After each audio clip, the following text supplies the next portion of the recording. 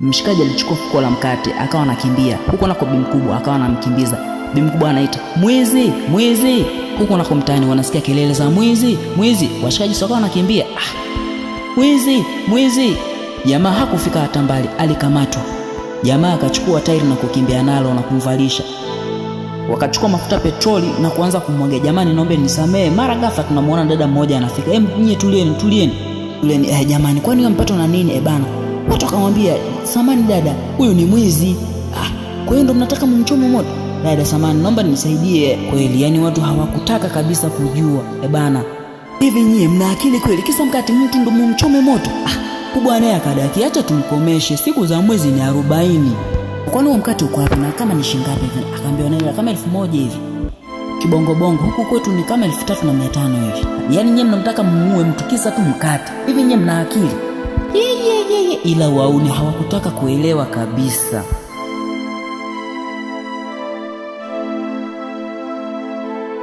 Tunamwona binti moja anaitwa Celine na mpenzi wake Desmond.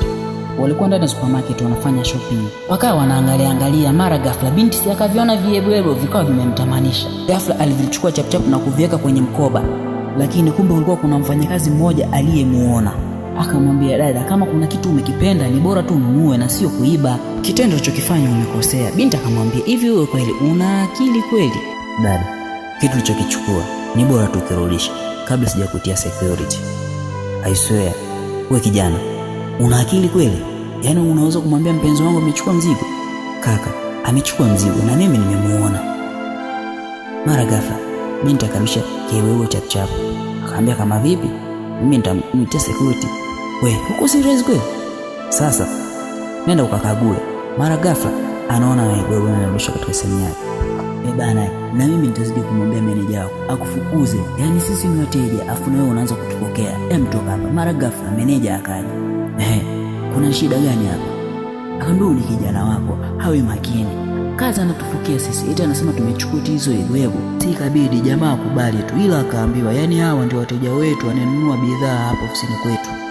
Mama akasema, "Ni sawa tu, ila kitendo ulichokifanya ni kibaya. Yaani kiukweli mimi sijapenda." Meneja naye akamfokea, akamwambia, "Yaani wewe kuanzia leo beba virago vyako na uondoke, nisikuone katika ofisi hii." Meneja, "Ni kweli mimi niliona."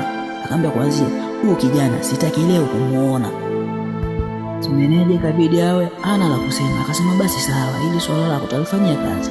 Bana, kuanzia leo nini unataka kumwambia nini?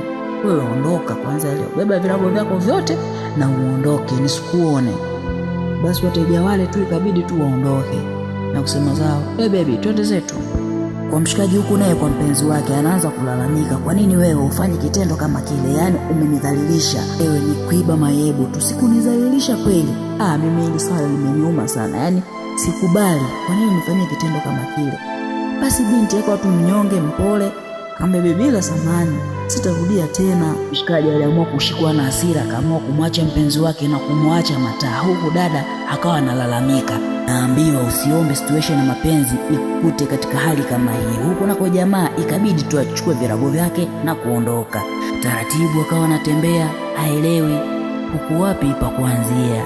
Bana, yani jamaa, yani hali yake ni tafrani, anaangalia kushoto na kulia, haelewi. Basi ikabidi jamaa aondoke zake taratibu na kujiongea taratibu na kuelekea zake nyumbani tu, haelewi. Nyumbani kwake amefika, amemkuta bi mkubwa wake amelala. Naambiwa jamaa alianza kumlalamikia mama yake, "Yaani mama, yaani hapa nimepata majanga tu, yaani hapa nilipo sielewi." Basi mama ikabidi amwambie, "Kwani wewe mwanangu umepata na majanga gani?" "Mimi sina kazi, sielewi pa kuanzia, yaani hapo mambo ni magumu." Bidada naye huku asifike kwa rafiki yake na kuanza kumwambia matatizo yaliyomtokea.